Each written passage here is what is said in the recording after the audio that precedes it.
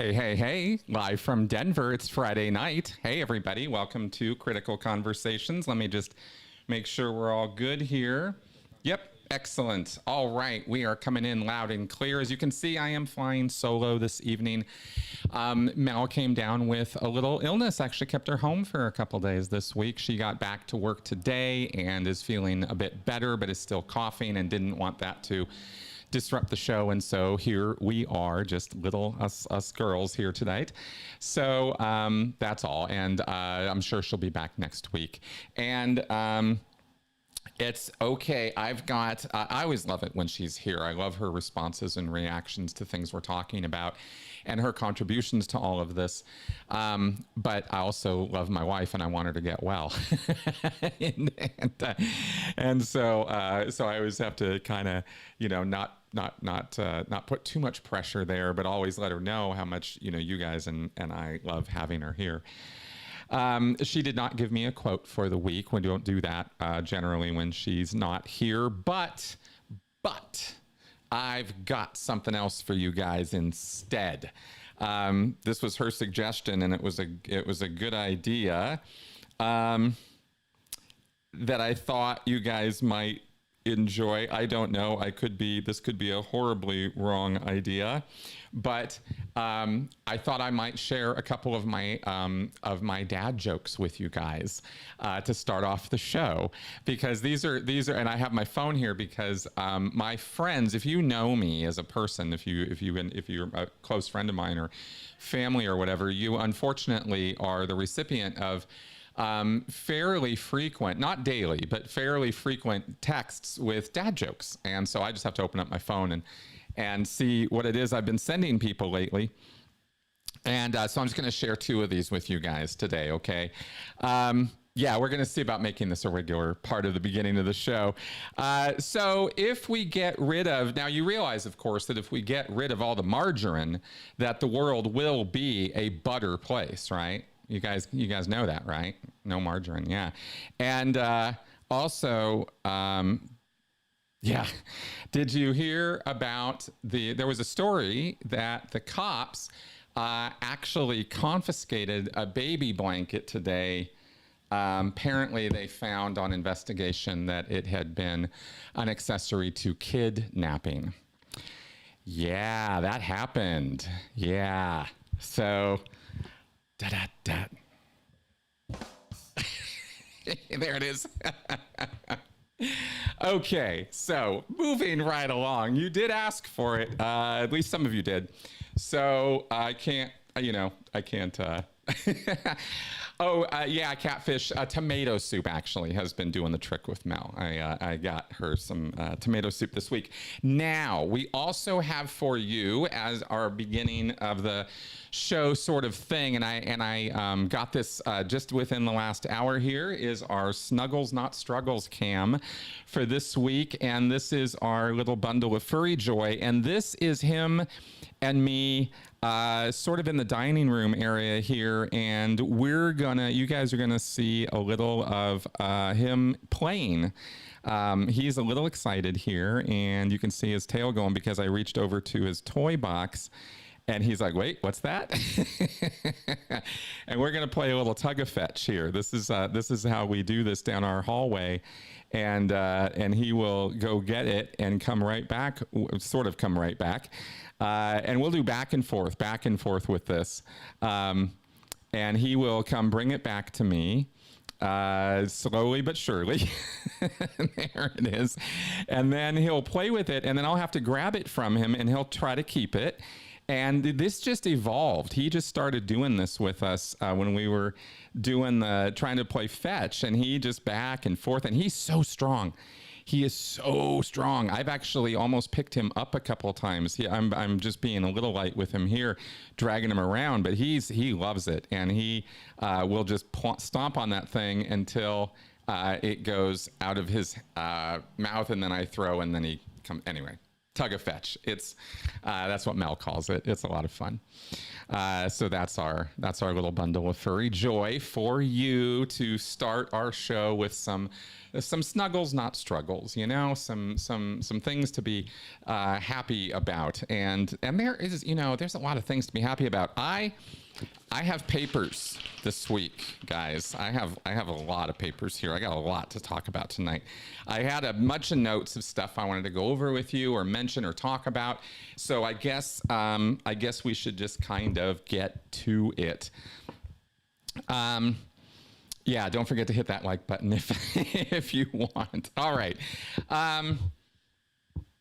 Yeah, okay. All right. So first off, I wanted to lead by saying how unbelievable, almost fell out of my chair when I saw that Jamie Raskin clip. If any of you saw, on night 3 of the Democratic National Convention, representative from Maryland, Jamie Raskin, who's somebody I've only heard of by name. I don't really know this guy, but he was being interviewed on the Young Turks, which is a YouTube news station sort of thing, very, very left-leaning. And he straight up, unequivocally, unsubtly, in the most obvious way possible, as a United States House representative, drew a direct connection between Scientology, Tom Cruise, the slave labor that Tom Cruise enjoys from Scientology, and the Trump campaign and Trump's base and the cult-like following that he has. And it's undeniable that that base exists. That's not to say, as I always say here, that's not to say that everybody who supports Trump is in the cult, but there is a cult there.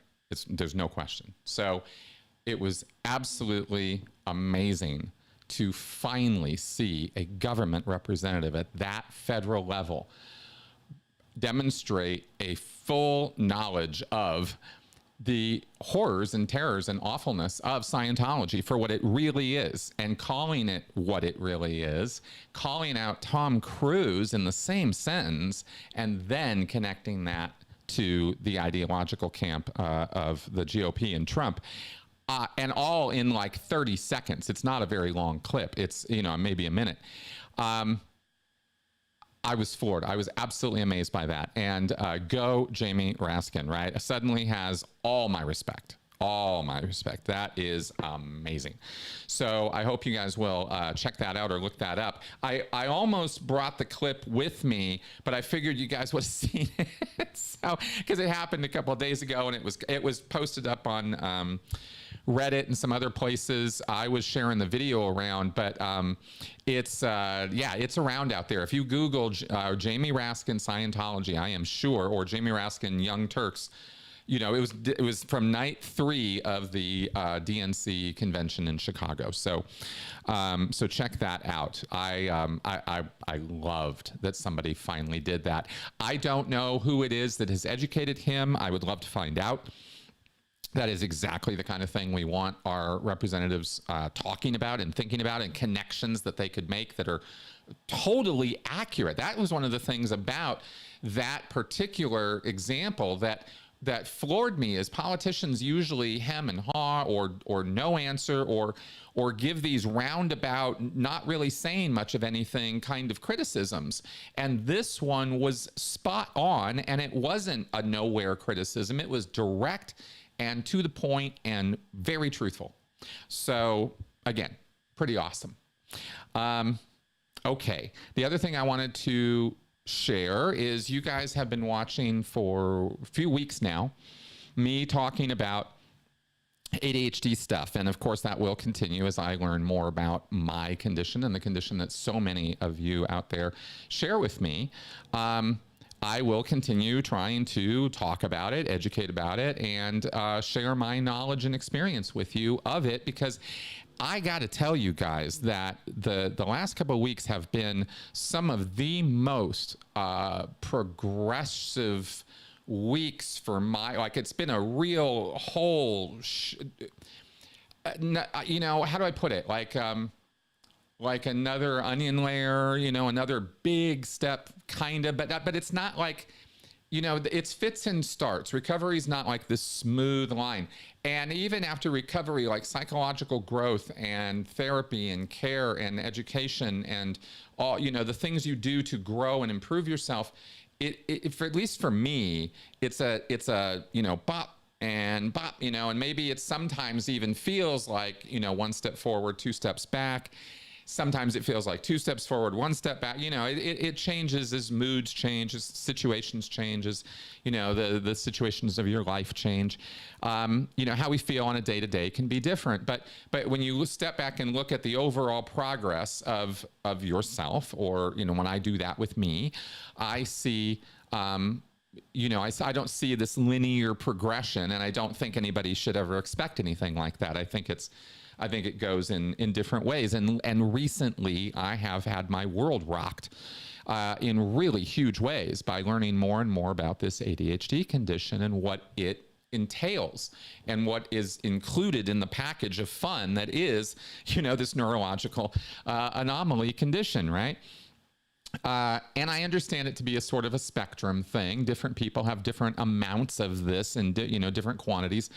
But there's this emotional dysregulation and as we talked about a couple times now, the rejection sensitivity. And, you know, those have been the things that have really been eye-opening to me, because what I wanted to bring this up for is, one, it's absolutely fascinating to me how I can look back at myself and see times when I have acted foolishly, rashly, you know, sort of, what's the word, impulsively, and then, and feel very, very sure and very, very, you know, certain that that's the right thing to do in the moment, you know, but then, you know, later on, you think about it a little bit, or things happen and you're like, huh, maybe that wasn't such a good idea. And you just try to do better next time, right? You try to figure that out. But not knowing about the ADHD and not knowing where some of this impulsivity and where some of this wild, you know, some of this thinking and mood swings and emotional stuff were coming from, you know, when you assign it all to the cult, but you also have this going on, it's not all the cult. The cult just makes it 10 times fucking worse. But the condition itself is also there the whole time. And, you know, sometimes it really rears its ugly head in your life in significantly horrible ways. So I wanted to share some of that because I know it's a struggle for some of us out here, right? For me, for some of you guys watching this, and for those of you who may be aware of this, you don't have it yourself, but, you know, this is a term that gets bandied around in society. This is not some hidden niche thing. ADHD is a big problem. It's a big issue, I should say, not problem, but issue. With a lot of people, you know, it's not a small segment of the population that has it. And so I think understanding it sheds an awful lot of light on some of the difficulties and problems we have with other people. Beyond the cult stuff, you know, it's just psychology stuff, neuropsychology stuff, really, given that we're talking about neuroscience. It's not a choice-based thing. It's not something that you know, choose to do. It's not something that is a deficiency, or it's not something that, you know, you can educate yourself out of, but there are things you can do, right? Like, you know, medications or, and education, of course, is going to help, because then you know what's going on, so you can come up with coping measures or actions, or change your life, the way you get up in the morning, the way you interact, the way where you go on social media, what you do with social media, if that's a trigger. And I can't think of anybody who's got ADHD that isn't going to be triggered by social media. So then you add trauma on top of that. Then you add cult stuff on top of that, right? Anyway, I'm sure you guys get the point. And I wanted to bring this to mind because Mike Rinder has posted a couple of articles this year about high conflict personalities. And I'm only noting this here. I will refer you guys to Mike's blog to check out the articles on that. He posted one this month and one back in May, I think. And they are good articles. They are references to, it's not a diagnosis. It's not a psychiatric condition. It's not in the DSM. it's a kind of person, right? That behaves certain ways. There are lots of reasons people can be high conflict personalities. I'm coming to realize we tend to go immediately for the psych disorders, the cluster B stuff. Mike talked about that in his blog article. He made some notes about it, how narcissists and, the other disorders, bipolar, that kind of thing can, certainly elicit some high conflict behavior. No question about it. But, I'd also like to point out that, ADHD can elicit some high conflict behavior too. And wow, right? And when you see that in yourself, at least when I saw that in myself, it was a revelation, and something I wanted to share with you guys because it's just an additional factor that we've, I've always said from the very beginning that well, there's a couple of things I've said from the very beginning. One of them, and one of them is that people are complicated. People are complex, right? I've said Hubbard was complicated. We all are. We've all got a lot of things going on. I've talked about, the kind of the layers of our personality and what makes us who and what we are as I see it. And I see it in this kind of layered model that I explained to you guys. And I'll probably do some more work on that in the future because I think it's a good way to describe at least how I think about it. But the other thing that I've also had from the beginning here that I wanted to talk about today real fast is the attitude from the very get-go with this channel was and is, tolerance, compassion, understanding, support, right? Being there for people. And I've fallen down on that over the years, and I have my regrets about that. But I think despite those setbacks, or sometimes having those two steps backwards and one step forward kind of thing, despite that, I think that this has been an incredibly progressive, constructive, and helpful journey for people, and certainly for me and those that I care about and love. And that's what this has always been for. And I'm saying all this because, the best places that I feel that I get to, where I get to live most of the time, but unfortunately not all the time, is this kind of, sort of rational kind of thinking, kind of considering, kind of compassionate, empathetic. There's the word I was looking, empathetic kind of place. I love being in that place. It's a calm place. It's a compassionate place. It's a place where I feel I can apply my education to people to understand rather than to hate or divide or be pissed at people. Right? There's this thing about understanding that is just it's invaluable. And the ADHD thing is weird because it changes your understanding of it's changed my understanding of my behavior, and I think it can do the same for some of you out there too. In terms of the high conflict personality, let me tell you, I pulled Mike's blog here. Yeah, it was from August 17th. And he talks here about the pattern of behavior, including a lot of 4 things, okay? Blaming others, all or nothing thinking, unmanaged emotions, which is absolutely where you're going to get some ADHD influence from time to time. But that's not to say everybody who's got ADHD is a high conflict personality. And it's not to say that everybody who's a high conflict personality has to have ADHD. I'm just connecting the Venn diagram here for myself and this information and saying, yeah, sometimes that emotional dysregulation can result in some awful arguments and problems and issues that can look an awful lot like unmanaged emotions, because that is what it is. That's one of the symptoms and behaviors of ADHD. And of course, the 4th one being extreme behaviors, which is a little open for interpretation, but generally we understand when we start talking about extreme behaviors that, we're talking about bipolar, mood swings, of epic proportions, binge shopping on Amazon and maxing out your credit cards and things like that, that kind of stuff. But with high conflict personalities, of course, the extreme behavior is going to be extreme anger, extreme emotion, extreme feelings of vindication or vengeance, things like that. They're going to have all kinds of stuff going on that's going to be pretty extreme with their behavior. You're going to be like, God damn. so these 4 characteristics, and Mike goes into detailing them in this recent blog article. And again, this is not a psychiatric diagnosis. It's just interesting ways of categorizing people so that you can kind of predict and maybe know who to stay away from, right? If you don't want that in your life. Some people thrive on all this conflict and stuff, but I know I'm not one of them. So, okay. So I wanted to share that, make that connection, talk about that a little bit with you guys. Okay. The other thing I had is, I'm going to tell you guys about something that I came across the other night as a sort of anecdote, sort of story that that really drove something else home to me, that it was also something that I've struggled with over the years. And I know others have too, right? Having perspective on social media. How do we do that? There's social media and news literacy where where you can actually navigate it well, but there's also just managing it and dealing with the emotions of it and dealing with the perspective of it. Because we're surrounded and flooded by bad news all day long.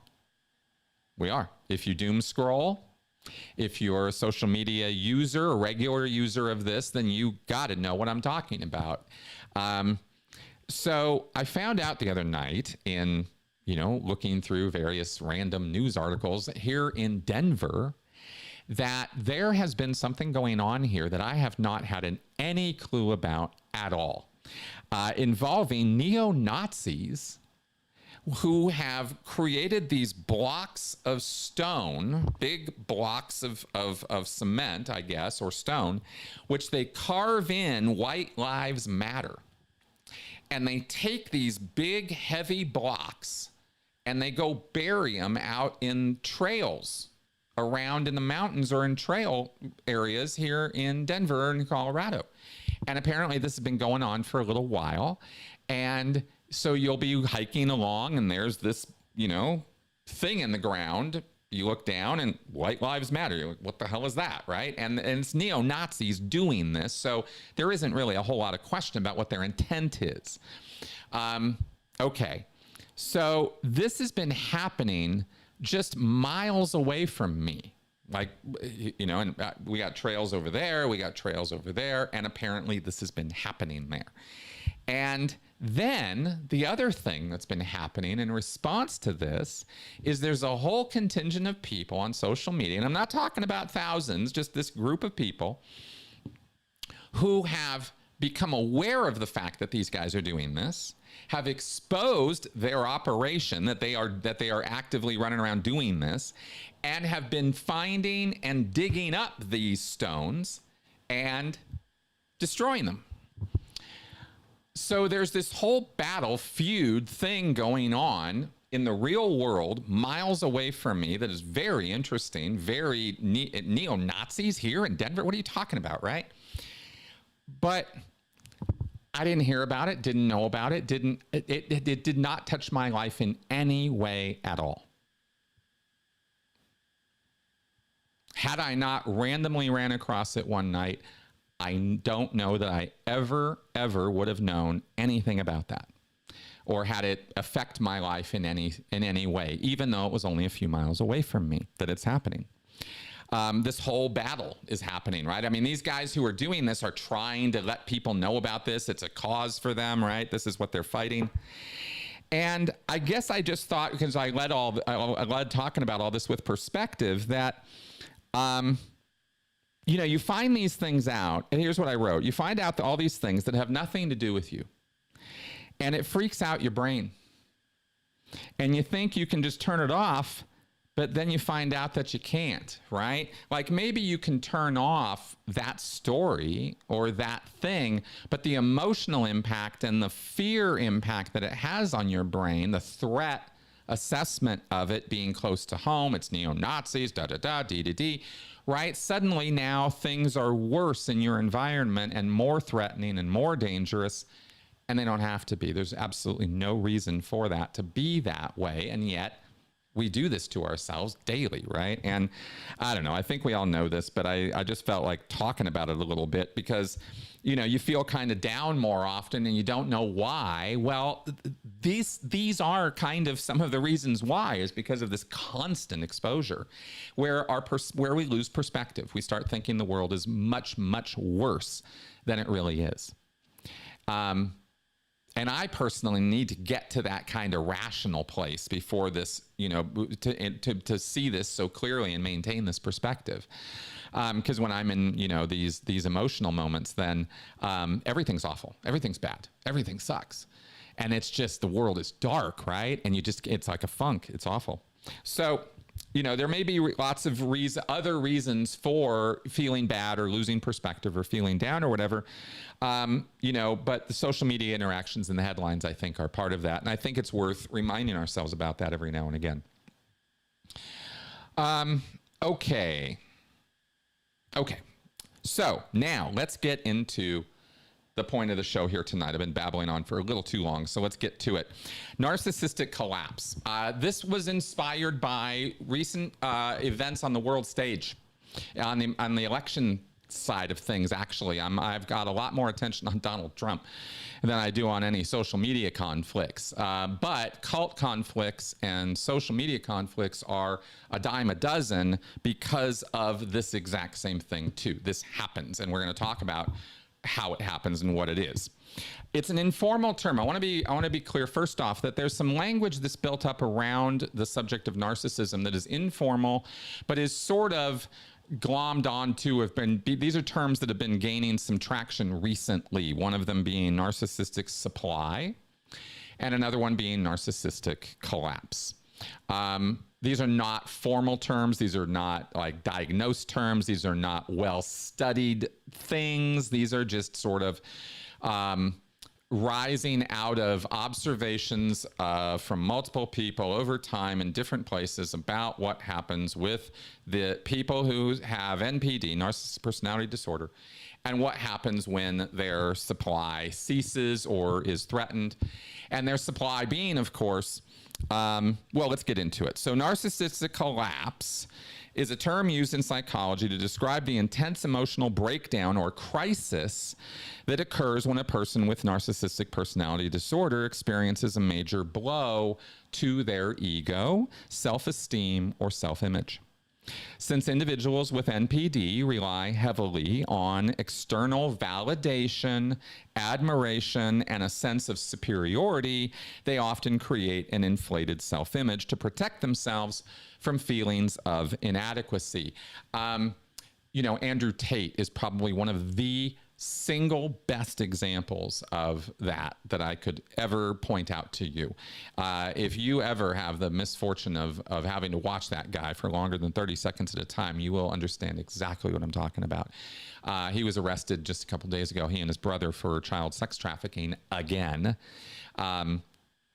And I hope that this time they keep him behind bars, because the man is human garbage as far as I'm concerned. And I, you know, that's not a phrase I like to throw around, but man, you'll see what I mean if you familiarize yourself with that guy.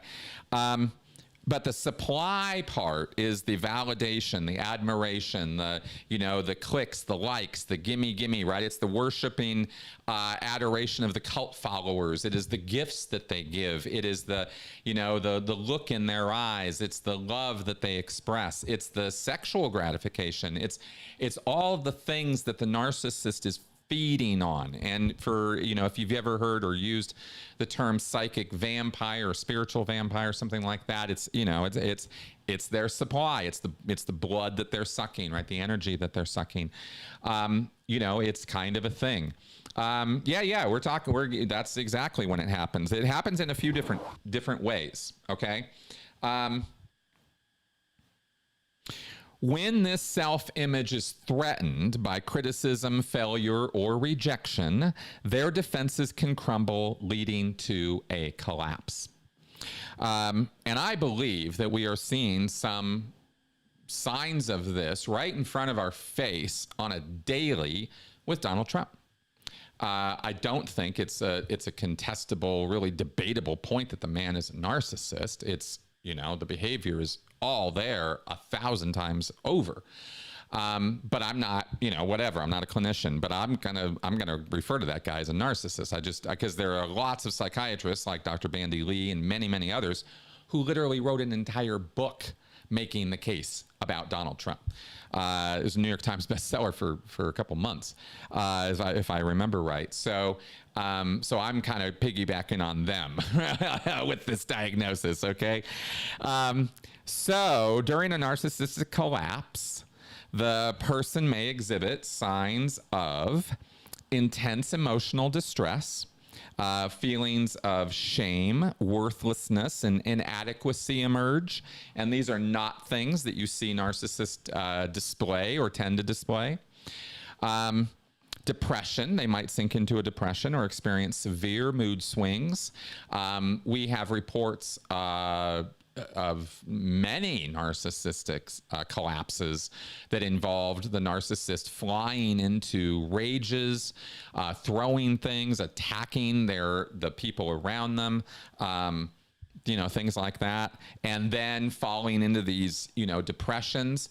L. Ron Hubbard had incredible mood swings and shifts, and it wasn't all narcissistic collapse, but he would have these incredible times of, there were times, and in fact, during the tone scale video, I showed a video of Barbara Kay, a mistress of his in the 50s, who described it, right? Like he would hit these depressive, like collapses, right? These times when he was in a sort of very, very, very heavy funk. There can also be anger and rage. Their reaction to the ego injury might manifest as explosive anger or even rage, often directed at others or themselves.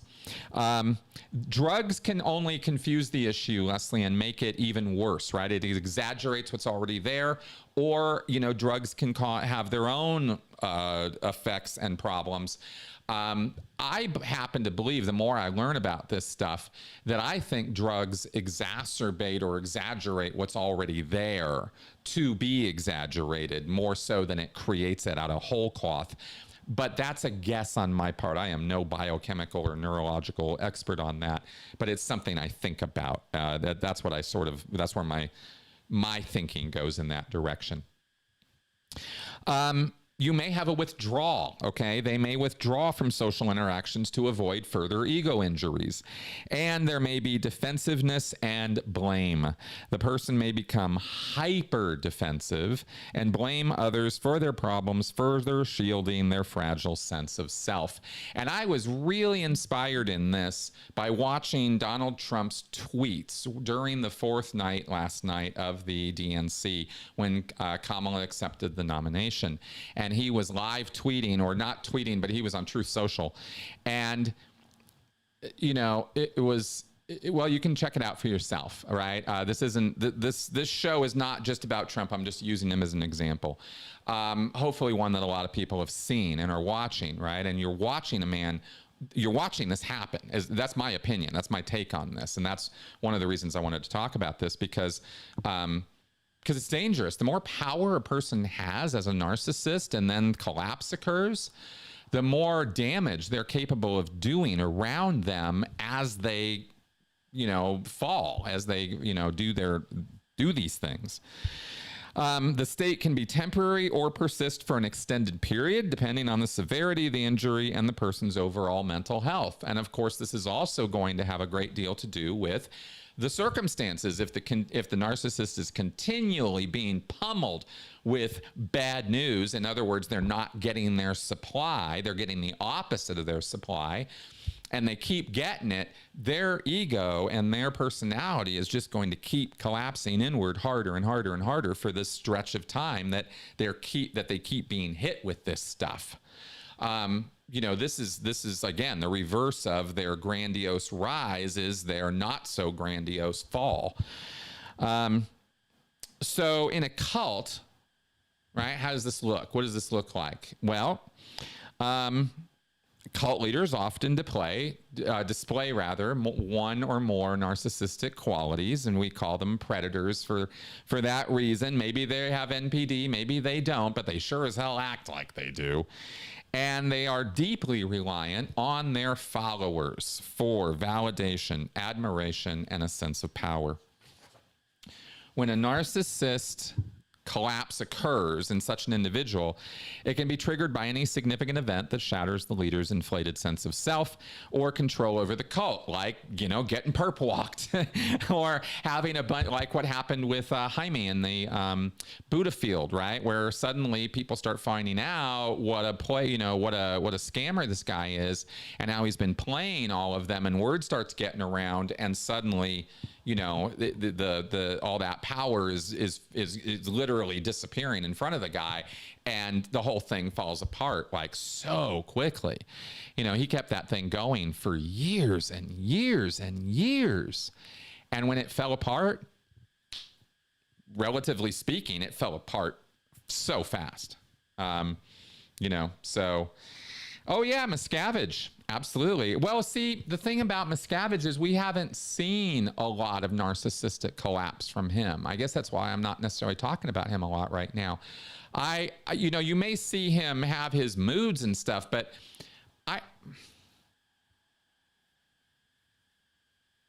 I'm not really talking about him tonight with this. I don't think we've seen that. We saw it with Hubbard. I don't think we've seen what I'm talking about here, at least the way I'm thinking about it, with him. Okay, so let's carry on here. So what kind of triggers might set off a cult leader?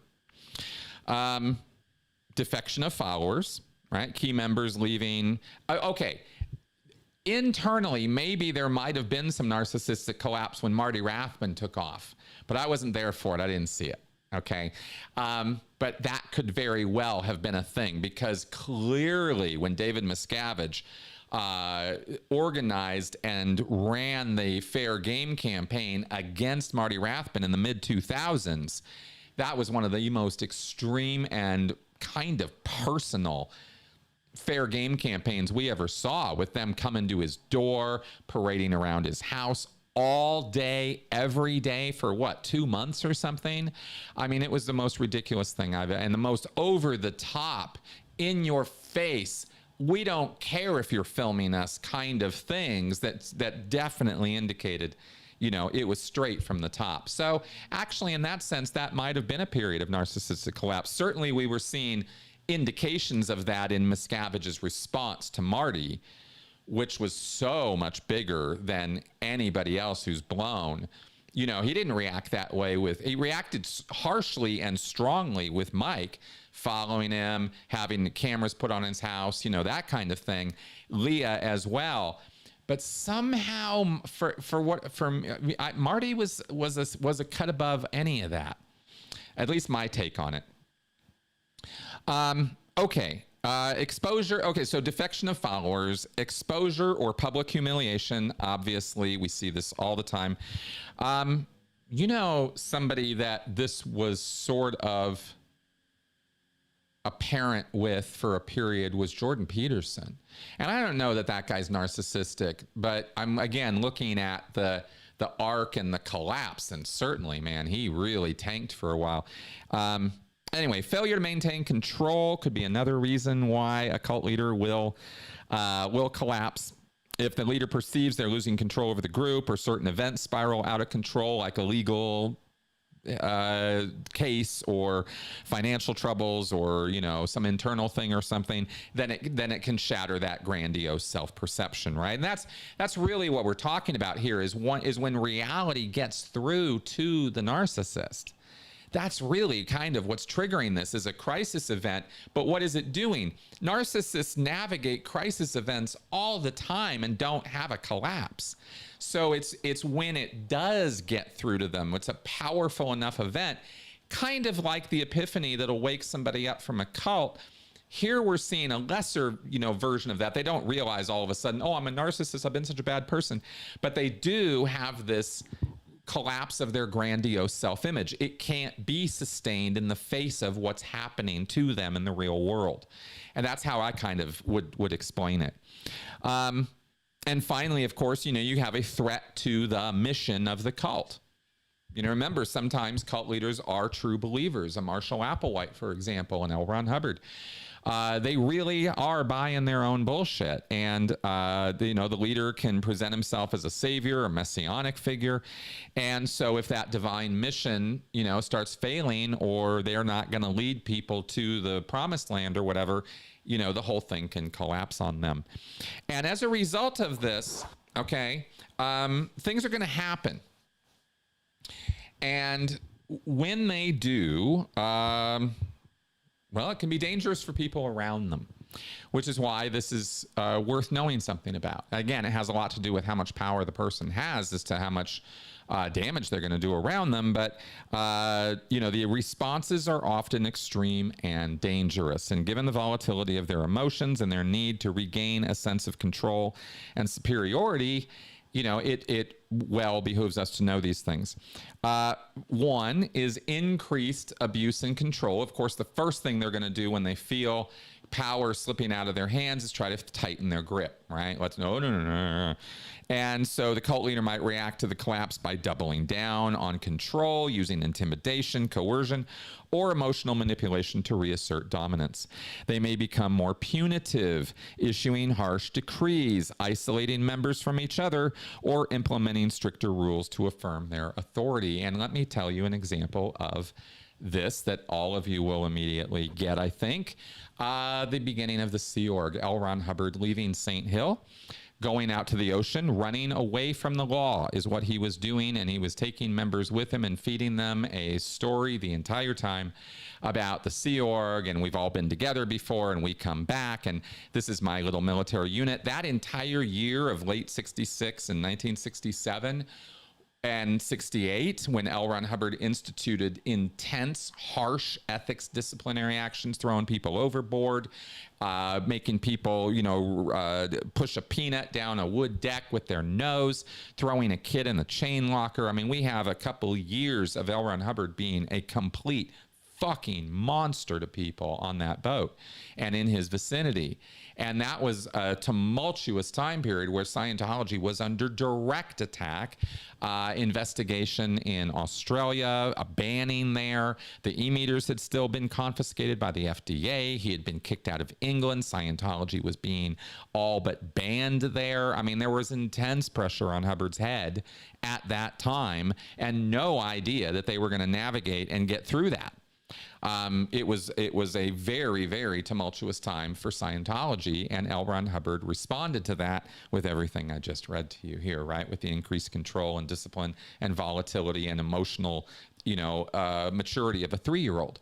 L. Ron Hubbard was a bloody tyrant during those years, and you wonder why. Well, this is one of the reasons why, as I see it, is that whole time period was one of Hubbard trying to get control and maintain control of this thing, and until he got it back and got back on land, I don't think he ever really started feeling safe. And then the raid occurred. Threw him right back into it, right? And there he is out hiding in the desert again, and blah, blah, blah, and the whole history, right? So we see a long-term situation there of L. Ron Hubbard's ups and downs and challenges. And maybe the whole thing couldn't be called narcissistic collapse, but I certainly think the more intense periods within that, bear kind of looking at maybe through this lens. Okay, rage and paranoia. A collapsed narcissist often lashes out at those they perceive as responsible for their fall from grace. The cult leader may direct irrational anger toward their followers, accusing them of betrayal, disloyalty, or sabotaging the cult's mission. Paranoia could lead to purges within the group, with the leader expelling or punishing followers they suspect of disloyalty. Then you could get, and this is so common, because remember, DARVO, right? Deny, attack, reverse victim and offender. Classic narcissistic tactics to deal with an attacker. collapse or not, Darvo is something that narcissists use on a regular in dealing with people who come at them. But a martyrdom complex takes it to a whole nother level. Of course, the leader might adopt a martyr stance, portraying themselves as the victim of a grand conspiracy or persecution. Again, L. Ron Hubbard certainly fit this bill. All the conspiracy theory came out again during a lot of that time period. The mid to late 60s was when Hubbard came up with Freedom Magazine and the Guardian's office and private investigators and noisy investigations and suppressive people. I mean, a lot of stuff comes out of this. And the whole conspiracy theory thing with Scientology, you know, very long lasting thing, all about how Scientology are the victims of this worldwide consortium of media giants and psychiatry and government leaders and all of that, right? So they could adopt this thing, and this can rally the followers to their defense as they become convinced the leader is a misunderstood savior. Very common. And don't think that this is just in cults. Of course, we see this in cults. Well, not just in like religious cults, but we see this in cults of personality as well. The leader could use this narrative to demand greater sacrifices or loyalty from the cult members, urging them to take risks or even violent actions to protect the group. January 6th, folks. You know, is it any clearer? Psychological breakdown. In extreme cases, the cult leader may exhibit signs of psychological breakdown. And I do believe we are absolutely seeing that with Trump right now, ranging from depression to severe mood swings. They may withdraw from leadership responsibilities, retreating into themselves, or becoming erratic. This can create chaos within the cult, leading followers to panic or splinter unless someone steps in to stabilize the group. And that paragraph right there basically describes the 1980s and L. Ron Hubbard's collapse and David Miscavige's rise, right? Because regardless of anything else that David Miscavige was doing, when he rose to and took over leadership and took that role, grabbed it, he was providing what Scientologists need most of all, a figurehead. Right, a new leader, somebody to align around. And he'd already pretty much, you know, created that through internally with the domination and control. But when he came out, you know, and really took over and then made himself head of the whole thing, COBRTC, I'm talking about that takeover when he took over RTC. That's when he really, you know, took over the church and became its leader. He was stabilizing the group, wasn't he? You know, in a way. It hadn't been stable that whole year. Let me put it that way. You know, if you were around then, you know. And certainly the 80s were, you know, and even more than I knew, you know, from other people who experienced far worse than I did in the 80s. Crazy time. Okay, number 5, grandiose or apocalyptic solutions. This could also come about in cults as a result of this. To restore their image of omnipotence, the cult leader might escalate their behavior, adopting more extreme and dangerous ideas. This could lead to mass suicide, violent confrontation with authorities, or a call for extreme acts of devotion from followers, such as isolation from the outside world or engaging in illegal activities. This is, again, what we see with a Jim Jones. The entire Guyana thing was narcissistic collapse writ large. It absolutely fits as a framing for that entire thing. You can explain it other ways. There's other framings that make sense too. But so does this. Okay.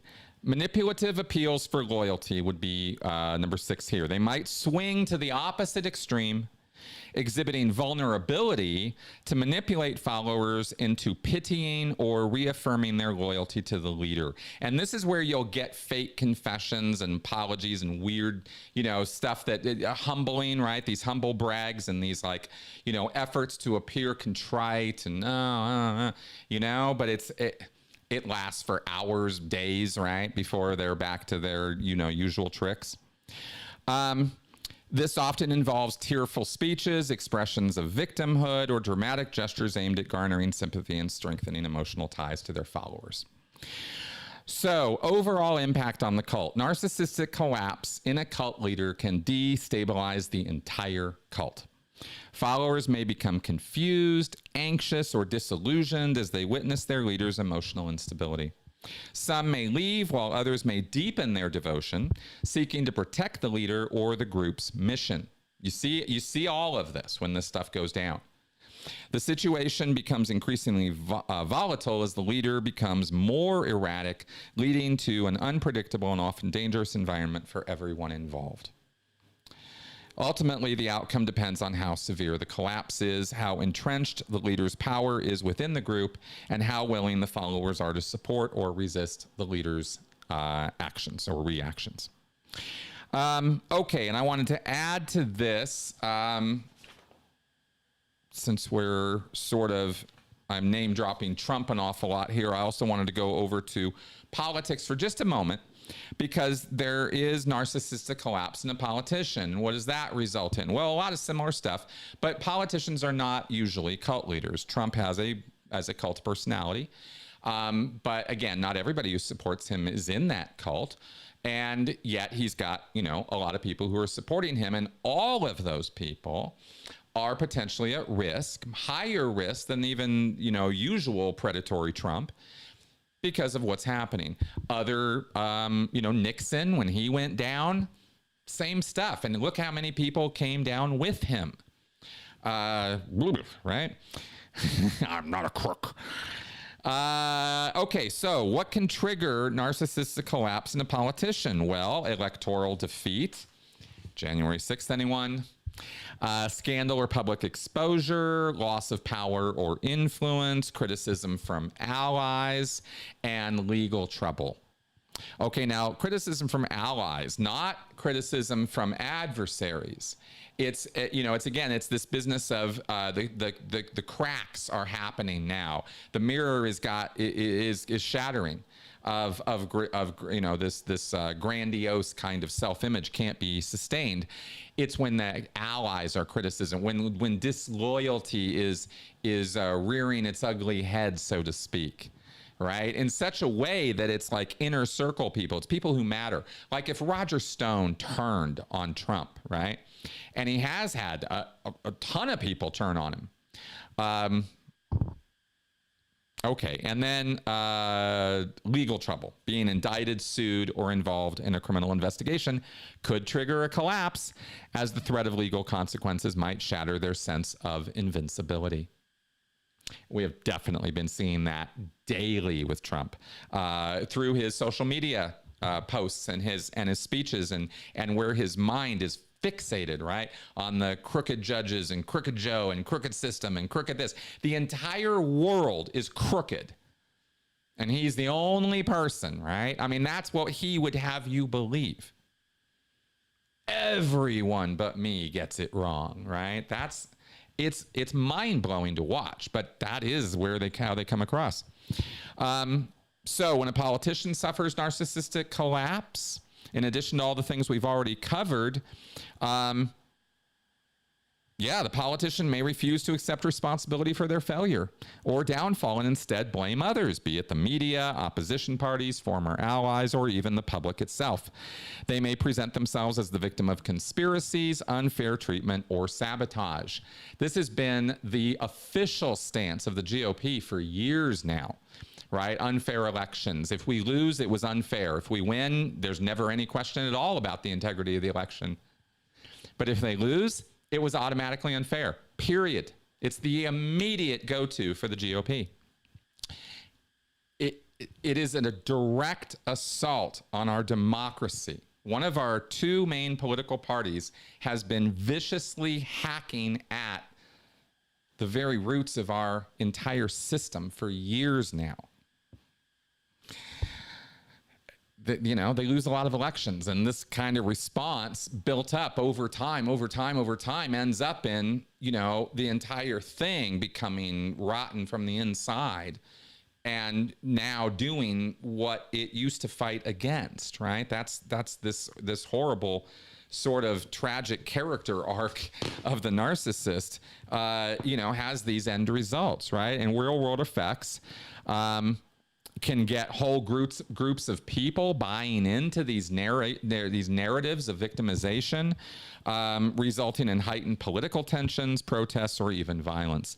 It can also lead to scapegoating specific groups or individuals, worsening social divisions.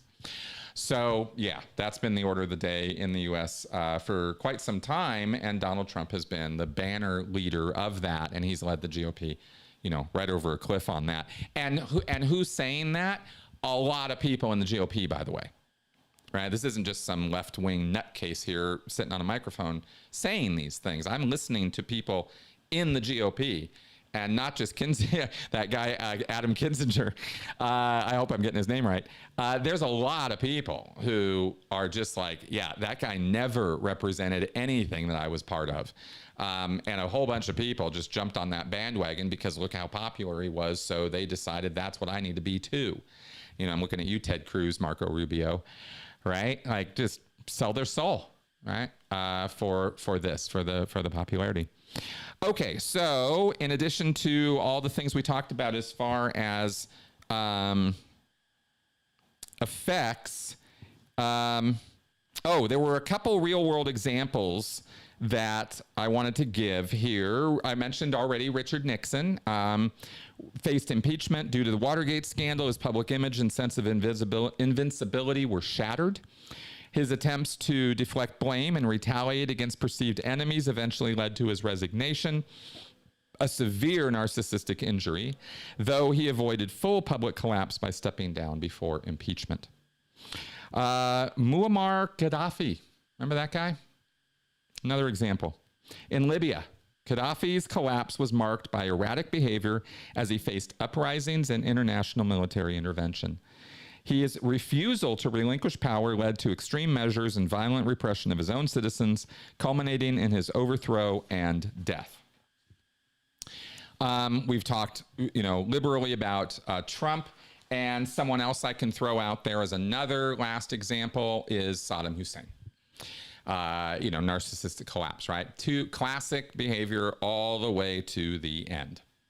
So there are some examples there that I thought I would throw out for you guys to chew on, think about, consider, all in the direction of trying to give you more tools that you can use or more predictability in your life as to, what happens with these people. Because unfortunately, especially here and now, we are faced with narcissists in our lives that we can't do anything about. They're there, and they're going to be there, and they're going to stay there. But they have rises and they have falls. And when they fall, the fall can be particularly damaging. It can be explosive. It can be nuclear. And yeah, so if you know that now, then you can act, with some more surety as to what you should do about it. How about that? All right, I'll just throw that out there. So I hope that this helped with this stuff, right? And so now let's talk about, yes. Okay, oh my God, it's almost 7 o'clock. I used a little bit more time than I thought I would. All right, so let's go ahead and wrap up. Tomorrow, you have an awesome podcast to look forward to. I interviewed, I finally, it's like I found the Christian I've been looking for a long time. This Reverend Ben Kramer, he's this wonderful man. We had almost a 2-hour talk about all kinds of things having to do with Christian extremism. You guys may have noticed this year on the Speaking of Cults podcast that a lot of the episodes, especially in the last couple months, have been focused very heavily on Christian extremism. There's a reason for that. Obviously, my attention is hyper-focused on it because of the election cycle and Project 2025 and all of the consequences and ramifications of that. And Project 2025 is something that has now been talked about at the highest levels it can be talked about. Biden talked about it. Kamala's talked about it. Ruskin's talked about it. Lots and lots of politicians are bringing this up. Media are bringing this up. People are talking about this, and they should be. They should be. So if you haven't seen my shows with Clint Haycock on that, I'd refer you to those.